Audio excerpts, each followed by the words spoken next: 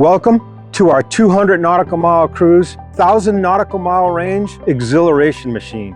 Everybody, this is our GameBird GB1. Now the GameBird is designed as the ultimate recreational airplane, blending high performance aerobatic capabilities and cross-country utility.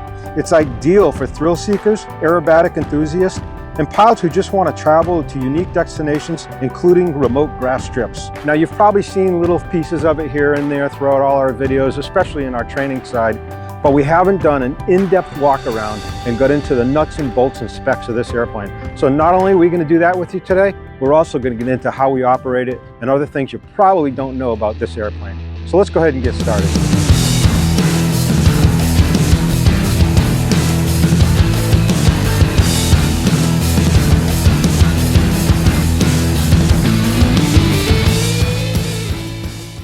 This plane is pretty impressive. It'll fly 200 nautical mile cruise, 230 miles an hour, 1,000 nautical mile range. We will climb out of this over 2,000 feet a minute. So it climbs like a banshee without a doubt. You know, we'll do a roll rate of about 400 degrees a second. I usually only do that by myself if I have passengers and things in the aircraft. And even when I warn them, that kind of roll rate, if I go full deflective, is enough to really jerk your neck around. It's pretty aggressive when it comes to what you can do in this airplane from an aerobatic standpoint. We could talk about aerobatics all day long. This thing is tested to plus or minus 20 Gs. It's rated for 10 Gs plus or minus. I use this plane a lot more for just going out, having a good time, flying to lunch, going to friends. We fly around the Keys. It's just a really good all-around plane. We can land it in grass strips. Generally, it's way more than just an aerobatic plane. It's really a lifestyle. I'm going to talk more about all those specs and stuff and our experiences about the plane as we go around, but we're going to start right here at the front, at the nose, and that's with our MT propeller. This propeller, of course, is a 4-blade that makes it a little bit smoother, less vibration, but this one is particularly made specific for this aircraft, this setup, this engine to be perfectly matched for incredible aerobatics. This is a constant speed prop, so we can control it in the cockpit. 4-blade obviously keeps it nice and smooth, less vibration and things, and it's optimized for this aircraft, for this engine, for aerobatics. So it's been a really great prop. We can even hang on this prop. Let me talk to you a little bit about the engine. The engine is the AEIO 580 B1A, 315 horsepower, and it's specifically designed for aerobatics. So you can be inverted for a prolonged time, obviously with the inverted tanks, oil tanks and stuff on it. It's just designed to be an aerobatic machine, along with just being exhilarating and having a lot of fun and going places. Now we can get this down to about 10 to 12 gallons per hour in cruise. It's a great engine. And so far, we've just loved it. 6-cylinder, fuel injected, all the great stuff about the AEIO 540. Let's go down and talk about the gear and some other stuff that we have here. This gear is a M300 steel spring. So inside here, there's a big piece of steel that's coming down. And then of course we have the carbon fiber on the outside of it. It's pretty rigid. I mean, it is a pretty tough, you know, landing on grass and stuff, it's great, it's smooth.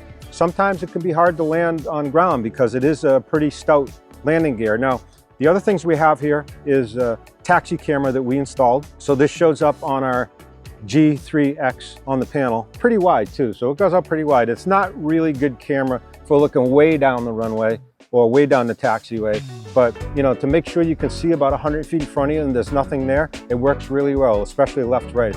It's like a wide angle, fish angle lens. We'll do a little bit of an S-turn to make sure that all the way down the taxiway is cleared, and then we kind of keep peeking at our camera at the same time. I have a bucket here. No, the plane's not leaking anything. This is our smoke oil, and the smoke oil comes up into this system here, and I'm going to talk about that whole system. And at the end of the video here, we're going to show you how we actually fill the smoke system, because it's a very unique system and how the pumps and all that kind of stuff work. We're going to actually go through that whole process at the end of the video here. Now, of course, we got our 5x5 tires here and our wheel pants. We have an oil breather that's right here. And then, of course, we have all of our sumps and everything we need. Now we can sump the oil from the smoke oil tank as well if we need to drain that. And then of course we have our fuel sump. So let's talk about the fuel, oil, and smoke oil system in the plane and how these work. We have the oil system up here, which we usually keep about 8 quarts in this plane. We use AeroShell 100 plus. So we do use the plus in here. So pretty simple system. If we're doing oil changes and stuff, we do have the quick connect. We can put the hose on it and we can drain. And it has the inverted oil system in here as well for aerobatics. Now from a fuel standpoint, this is the main aerobatic tank. There's 25 gallons in this tank, and it's a pretty interesting tank, the way that they build it. You can go see the specs. There's some foam things inside there and everything, and then that drains, that goes down into a little flapper tank, a little transition tank. So when we're flying aerobatics and we're inverted, there's enough fuel in there. That's the main 25 gallons. 25 gallons is plenty to do aerobatics. Usually 20 gallons, people are worn out. I mean, that is a lot flying. That's probably about 45 minutes of aerobatics, and that's a lot of flying. 25 gallons. Now, when we're flying aerobatics, we're not supposed to have any fuel in the wing tanks. You want all the fuel out of there, as much as you can, possibly. Now, there is obviously an engine-driven fuel pump, and then right below here in the belly is an electric fuel pump. That's your boost pump for starting the engine. And when we go into aerobatics, takeoff and landing, that boost pump is usually on as well. And that's right here under the belly. And you can get to it pretty easy. So you can just drop with about 5 screws underneath the panel here. You could drop it and get to that tank. And then the oil fill for the smoke oil is right here that we showed you. Now what happens in the smoke oil is we have about 7.2 gallons of smoke oil that can go in the plane. There is a pump in here that's a reversible pump. So what happens is if we're in normal operation, the pump is in forward. The power's on. When we hit that smoke switch with the breaker end, it runs forward, drives that oil into the exhaust system here. Now, when we want to fill that, we hit a switch. And when we hit that switch, it reverses the polarity on this pump and sucks the oil up from the buckets into this 7-gallon tank. So that's basically how that works. And we're going to fill the whole tank in a little bit and show you how that goes. The wing tanks basically are 28 gallons a side and then 25 gallons in the main. And now the key for the aircraft is also the key for your fuel caps. I like this. This is a good idea. It's baked into the carbon fiber. I suggest you always use that, and there's a reason for it in a minute, and I'm going to tell you. But so this becomes your key for your wing cap. So 28 gallons in each side. Why do I always use the key? For the main reason is because it's my indicator in my brain to double check, because sometimes on hot days and things like that, when I fill this main acro tank with all of the baffles and the sponges that are inside there, it has to burp a little bit, settle in. And if I close that right away, my experience is I get a little bit of dripping from the sumps once in a while. I usually keep that open after fueling and I'm doing all my checks. And this key is my indicator to come back my last check to make sure that all of my gas caps are closed and secure. And then I put this in the airplane, then I get in the airplane. I put it in the thing before I get in the airplane, because once you get in the airplane, if you're in a flight suit, it's hard to go find that key and stuff if you're all baked in. Ask me how I know that. 28 gallons in each tank, summarizing, 25 gallons in the main tank, the acro tank. That gets you a really good 1,000 nautical mile plus at 200 knots. So you have the 3 tanks, acro in the center, left, right, and that fuel selector is important because if you're flying aerobatics, you've got to be on that center aerobatic tank. If you fly on left or right and you fly any aerobatics, the engine will sputter and you're going to feel it right away. You will lose power. Checklist items in going into aerobatic mode, along with checking cabin and all that kind of stuff, fuel pump on, mixture, all that stuff, is acro tank. You've got to be in the acro tank. By the way, when it comes to fuel and our aircraft and everything else, shout out to Banyan Air Service, one of our top sponsors, our main sponsor. Not only do they take care of us in our operation here at E3, but for 20 plus years, Banyan and Mike O'Keefe and Don Campion and the whole team at Banyan have always been there and taken care of me. Top 10 FBOs every year. If you haven't been there lately, here in 2025, brand new, just totally redid the whole FBO, and it's absolutely beautiful. Check out Banyan Air Service here in Fort Lauderdale. So as we come out to the edge of the wing here, I want to talk about a few things. Some of the stuff we built, but let's start with the recognition lights. So these are our wigwag lights on each wing. Love having wigwags on all my planes because there's a lot more studies out there now that talk about a huge decrease in bird strikes as a result of the wigwag lights. Now this is our camera mount that we built.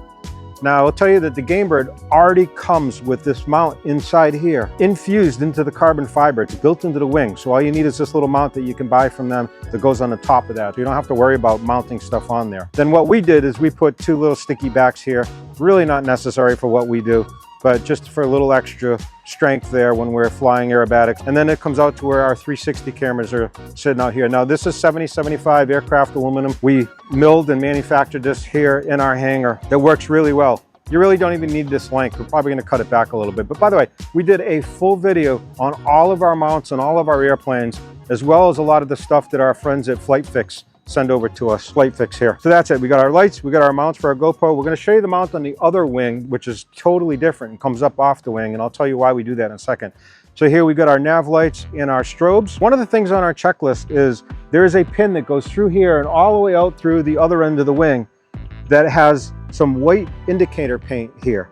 So this is a checklist item. We have to make sure that that hasn't moved. If that hasn't moved, there's no way this wing's coming off the plane. So that's a key piece, and it's also on the elevator. So we'll look at that as we get back there.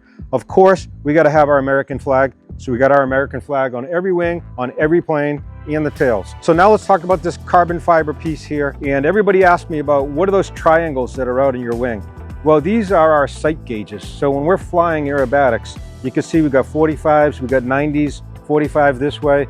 So when we fly and we come up, we're looking out of our wing and we're looking at the indicators here. When we're flying straight up, if this back indicator is horizontal with the land, with the horizon, then we know we're exactly 90 degrees coming off of the Earth's surface. Now, if we're coming back around and we're getting into our 45, like if we're getting into a half Cuban, then we're looking at this gauge, which is at a 45. When that is level with the horizon, we know we're exactly 45 degrees as we're coming down. Every single maneuver we do, we can look out at our gauges and make sure that we are to the horizon or in any situation that we want to be in with these gauges. Now, when we get to the other side, I'm going to talk about something else that's hanging off the gauge on that side. Let's walk around here. I want to talk to you a little bit about the ailerons and the fuselage. So how do we get 400 degree per second roll rate in this aircraft? Well, there it is. The whole wing is an aileron. It's attached here at 4 points, metal infused into the carbon fiber wing, and the whole aircraft is controlled by push rods. So there's no wires or pulleys or any of that kind of stuff. It's all push-pull rods throughout the whole aircraft. Now, here is where the trim tab is for the ailerons. In this plane, we have electric trim on the ailerons. We also have electric trim on the elevator, which we'll show you in just a second. It's nice to have that. It's right up by the throttle, right there by your finger that you can control it. The whole aircraft is carbon fiber. You can go to their website and there's all kinds of videos where you can see this is all one big piece for the fuselage, and then you have the wings. Right here and up front there are the inlets for the passenger and for the pilot that come up to these little balls right here that you can control. Now, when we get to the other side, we're going to talk about what's really special about this canopy. We say 3 words all the time: canopy, canopy, canopy, which means do not touch the canopy. And we go through that whole thing in our checklist. We'll go through kind of like what our briefing is with a passenger in here. But so the canopy is pretty special. We're going to talk about that on the other side. So as we work our way back, we have our static system here. And let's go and check out the whole tail section of the airplane. There are massive control surfaces on this airplane. Huge tail. And you can see the elevators here are pretty significant. Makes this plane hyper sensitive. It's a very, very sensitive plane. We can fly this plane with 2 fingers, but also it gives you that really great response when you're flying some aerobatics. Now, a couple things you're going to see here is, one, you see these kind of little deflectors. Now, when you buy a GameBird, you can choose to get the autopilot. Either the plane will come with the servos already built into the wings, and then you can get the head, or of course you can get the airplane with the autopilot built in. Now, that STC requires some of these little deflection pieces here. There's 2 here on just this elevator, and then there's 1 on the aileron. That's what these little pieces here are. Now, this is attached by 3 points, and then you've got the tube going across to the other side, and then of course it's push-pull rods from there. Now, down here is our controllable steering wheel. You can see it's push-pull rods going all the way up there with a little bit of springs here, and then that M300 spring steel that's coming down to here. You don't want to land this thing hard, because if you do, you could actually poke this little bolt up inside this. Now, fortunately, this is nice and smooth because we don't do that in this plane. And then of course we have our tug here, but you don't need a tug with this plane. You could do it all by hand. This just makes it a little bit easier. This is our T1X3 tug, and then we have these little starboard inserts for the different planes that we're going to use it on. We just put the new insert in for whatever plane that we're moving around at that point. As you can see, big control surfaces here, and makes this a really agile plane. Let's go around to the cockpit area. We said on the other wing that there was something on this wing that was different. So as you can see on the sight gauge on this side, we have this string that's hanging off here. Now, what this string does is it gives us an indication of what the aircraft is actually doing. If we're about to lose lift, if we're losing airspeed, we're coming into a hammerhead, we're looking at our left wing, we're looking right here at our sight gauge. When we get into our vertical position, this is level with the horizon. Then we're watching our string at the same time, and then we'll start to see the string start to get slack like this. And that knows that's about our point where we're gonna kind of kick left rudder into our hammerhead and come out of it. Or if we're going into a tail slide, now you'll see the string just kind of relief and go the other way. This side has the string on there. That's what we use the strings for. So now you know what are these gauges for and what is the string hanging off it. That's probably the #1 question that people ask me when they see the airplane. On this wing, we have a different mount for cameras. I talked about the other one, goes straight out. And again, you have the same thing on this wing. It's baked into the carbon fiber here. And then we put the mount on it. Now on this side, this is something we designed where it's really solid. It's got a flat bottom, goes all the way in, it's flat onto the mount, so it cannot move. It cannot go left or right or anything like that. If you fly your airplane and you have GoPros and stuff, you know, there might be times you look outside and the GoPro is flipped because it's easy to kind of move those when they're on there. This won't move. And then we have it on a little riser here to get the 360 camera up off of the wing. The reason is when the camera's down here in the wing, the lens is here, you get all wing and then tiny airplane way far away. If you can just get it off the wing a little bit, first of all, you get to see the actual wing when you look down. It makes the wing look just a little bit better, not so distorted.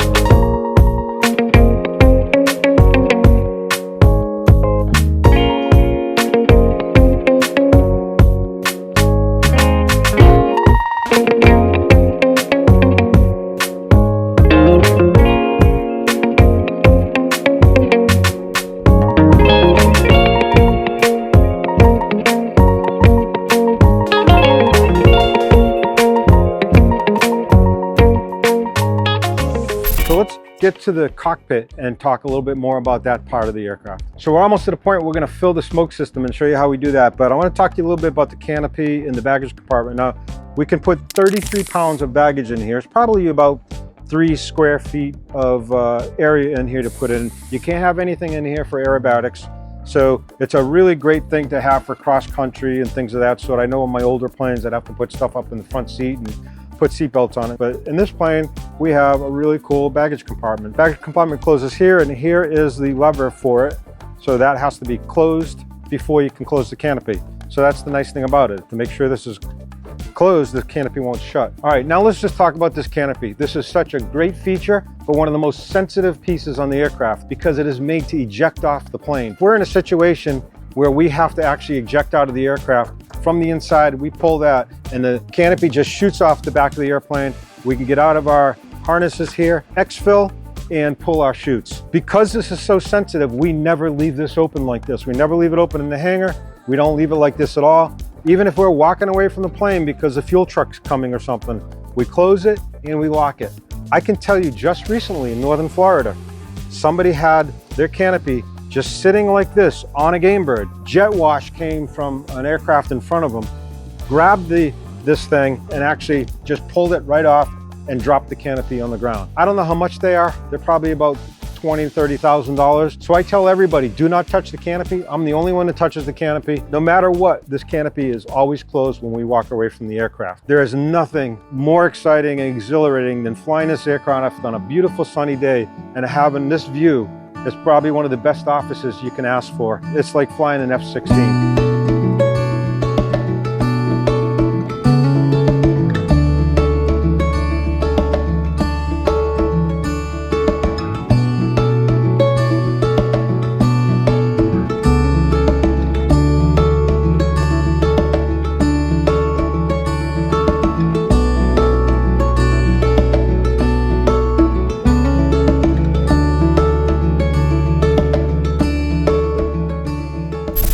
So we use White Lightning smoke oil, and we get 55-gallon drums, and we get them from Banyan here. They take care of us. And by the way, if you're not an E3 member, at Banyan Pilot Shop, you get pretty big discounts on pretty much everything. You definitely want to be an E3 member. And by the way, I use my membership to get my oil here. I typically do about 3 gallons each bucket. I get it down here, and this is my siphoning tube. I put that in there, comes up into my fill. And then once I'm here in this position, I'm gonna go up in the cockpit, flip the switch. Now remember, there's a pump in here that's dual polarity, it goes reverse and forward. So we're gonna go up and flip the switch for fill, goes into reverse mode, and it'll pump it up into the plane. So let's go do that. Now usually I try to do this with the battery plugged in because I keep this plane plugged in on the battery all the time. But for you guys, I'm just gonna show you what we're doing here. So we come over, gonna go on in the battery. Now, I usually keep the smoke breaker pulled if I'm not gonna be flying with smoke that day, because you can hit this button accidentally. There was a time that I had this on and ran out a couple gallons of smoke oil. I didn't even realize it. Okay, so the smoke breaker goes in, our battery is on, and we're gonna go ahead and hit the smoke fill. And now I just heard that it started to suck it up. So we're gonna head back to that bucket and make sure that it finishes filling. So what I have to do as it's filling is I can't keep the hose like this because it's a powerful pump and it's sucked there. So you gotta keep it out. And as the oil is filling up into the system, I'm gonna go ahead and turn the bucket on its side to make sure I get all the oil out of it. So like I said, I do about 3.5 gallons per bucket because it's a 7-gallon tank. This is a 5-gallon bucket.